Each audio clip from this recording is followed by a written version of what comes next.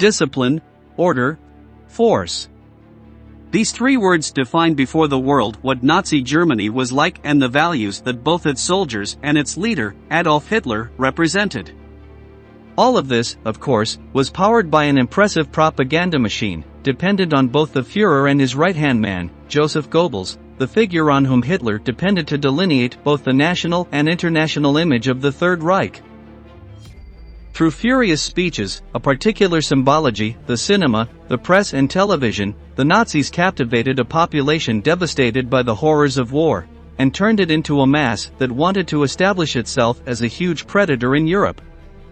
They also instilled hatred towards everything that was different from the ideal of the Aryan man, and motivated the acceptance of one of the greatest genocides in history.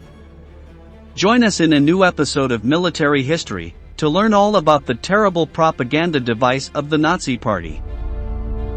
Despite the fact that it ended up being a titan that devoured all of Europe, the Nazi propaganda machine was born in a very humble way, in small meetings offered by a violent and enervated young man who had been rejected as an artist. Adolf Hitler took advantage of the general malaise that existed in German society after the First World War, which had devastated the country after the defeat, both economically and culturally. But Hitler knew that to mobilize a rancorous mass he needed a culprit, at whom to point all the cannons. There were not a few Germans who, even before the arrival of the Third Reich, blamed the Jews for the problems in the country, and the young Hitler used this as a structural part of his political harangue. But Hitler's unique way of delivering his speeches did not develop overnight. In fact, as a war veteran, he had continued in the Reichswehr, but precisely as a promoter for the Forces Department of Education and Propaganda. Through these courses, Hitler acquired excellent diction and articulation of discursive ideas.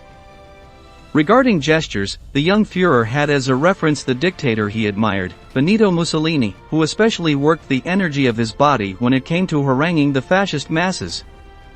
Combining these two elements, Hitler began a political career standing on bar tables, contaminating drunks with his ideas, which ensured a strong, glorious, and rich nationalist homeland. No one imagined that this was the beginning of a terrible engine that would change the entire world. Already as leader of the nationalist German Workers' Party, Hitler understood that, in addition to a strong oratory, he needed a grandiloquent symbology to seal the commitment of those who came to his rallies. Again, his main inspiration was Italian fascism, from which he copied the sun salutation with his right hand raised, and the naming of his militia army brown shirts after Mussolini's black shirts. It is at this time, in 1920, when the swastika appears for the first time, an element that would give the party its identity forever. Of course, there were other factors for the spread of Nazism, such as the close link between Hitler and the German intelligence services, but we are focusing specifically on the propaganda machine. Emboldened by his growing power, Hitler lashed out at the government in a coup attempt to take Munich, which ended in failure and put the future Führer behind bars. During his time in prison, Hitler wrote Mein Kampf, a book that represented his ideals, as well as his anti-Semitic vision of the world and the future he wanted for Germany. It was precisely at this time that he met one of his best men. Joseph Goebbels was a German language scholar and writer who worked for various newspapers as an editor, and who had strong interests in advertising and philosophy. Even before he was a Nazi, he was deeply anti-Semitic, but arguably, when he joined the National Socialist Party, he found his place in the world. Although Adolf Hitler already had a large following, it was Goebbels who raised the reach of the Nazi politician. Recording his speeches for television, and taking advantage of the press that Hitler's imprisonment had generated, the future propaganda minister saw to it that the message reached the ears of all Germans. For Goebbels, the people needed to hear ideas as if they were irrefutable truths, which he ensured with the phrase, "You will never find millions of people who will give their lives for a book. You will never find millions of people who will give their lives for an economic program. But millions of people will one day be ready to perish for the gospel." Consequently, he took care that the figure of the Führer reached the rank of a messiah enlightened by God in front of the Germans. Grandiloquence became a fundamental part of the language spoken by the Nazi Party.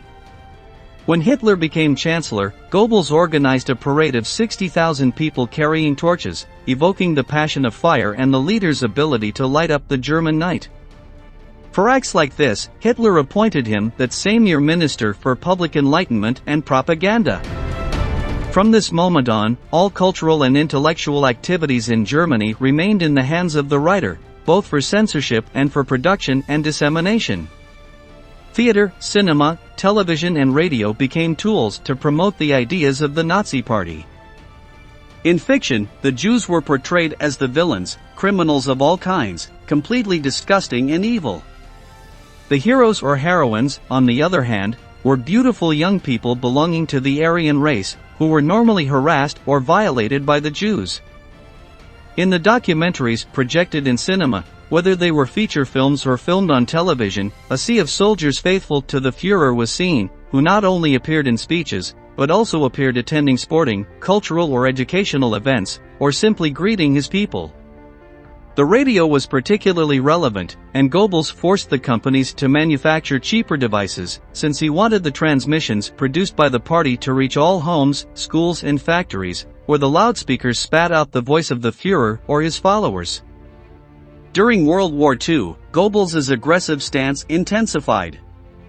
At least half of the films shown in Germany, and later in the occupied countries, depicted deeply anti-Semitic narratives, or epic war stories, where one or more German soldiers led the country to glory under the banner of Nazism.